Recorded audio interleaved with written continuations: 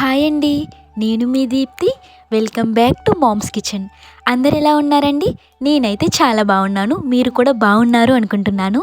ఇవాళ నేను చూపించబోయే రెసిపీ ఏంటంటే మునక్కాయ ఎగ్ కర్రీ.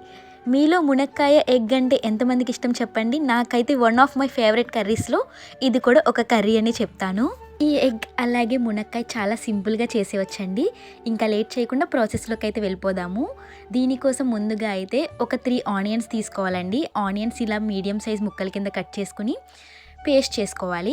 వీటితో పాటుగా ఒక 2 టమాటాలని ఇలా చిన్న ముక్కల కింద కట్ చేసుకుని ఇది కూడా టమాటా క్యూరీ ప్రిపేర్ చేసుకోవాలండి.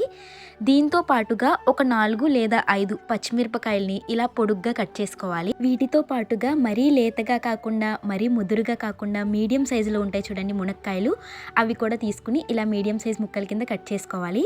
వీటితో పాటుగా మనకి కావాల్సిన ఎగ్స్ అయితే బాయిల్ చేసుకోవాలి. నేనైతే 5 ఎగ్స్ తీసుకున్నాను. ముందుగా అయితే ప్యాన్ పెట్టుకుని దాంట్లో ఒక 2 టేబుల్ స్పూన్స్ వరకు ఆయిల్ వేసుకోవాలండి. ఆయిల్ అనేది లైట్గా ఇలా హీట్ అయిన తర్వాత దీంట్లో ఒక 1/2 టేబుల్ స్పూన్ పసుపు వేసుకోవాలి. పసుపు వేసిన తర్వాత ఎగ్స్ అనేవి ఫ్రై చేసుకోవాలండి. ఇలా పసుపు వేయడం వల్ల ఏమవుతుందంటే ఎగ్స్ అనేవి క్రాక్ అవ్వకుండా ఉంటాయండి.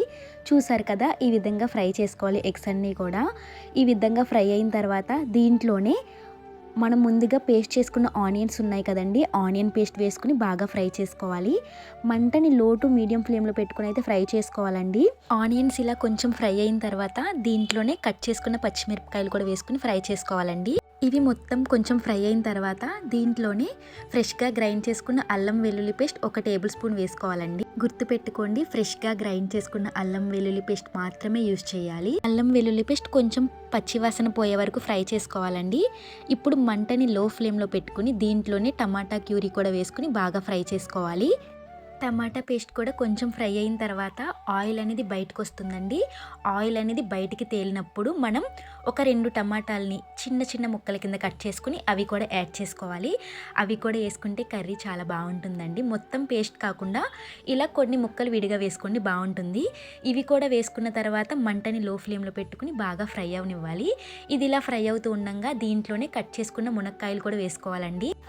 మునక్కాయలతో పాటుగా సాల్ట్ కూడా మన రుచికి సరిపడా వేసుకోవాలండి. సాల్ట్ అనేది ఈ స్టేజ్లో వేసుకుంటే మునక్కాయలకు కూడా బాగా పడుతుందన్నమాట.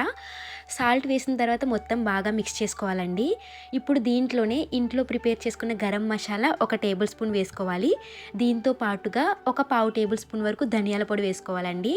ధనియాల పొడి వేసిన తర్వాత మొత్తం బాగా మిక్స్ చేసుకుని ఫ్రెష్గా ఉన్న కరివేపాకు ఒక 2 రెమ్మలు వేసుకోవాలండి. కరివేపాకుతో పాటుగా మన స్పైసీనెస్కు తగ్గట్టుగా కారం కూడా అడ్జస్ట్ చేసుకుని వేసుకోవాలండి. నేనైతే ఒక 2 టేబుల్ స్పూన్స్ వరకు కారం అయితే వేసాను. కారం వేసిన తర్వాత మొత్తం ఇలా బాగా మిక్స్ చేసుకోవాలి. ఇవి మొత్తం బాగా మిక్స్ అయిన తర్వాత మంటని లో ఫ్లేమ్లో పెట్టి ఒక 5 మినిట్స్ కుక్ అవనిస్తే ఆయిల్ అనేది బయటికి ఈ విధంగా వస్తుందండి. ఆయిల్ ఈ విధంగా బయటకు వచ్చిందంటే మొత్తం బాగా కుక్ అయినట్టే. ఆయిల్ వచ్చిన తర్వాత మాత్రమే మనం బాయిల్ చేసుకున్న ఎగ్స్ కూడా వేసుకుని కొంచెం ఒక గ్లాస్ వాటర్ అయితే వేసుకోవాలండి.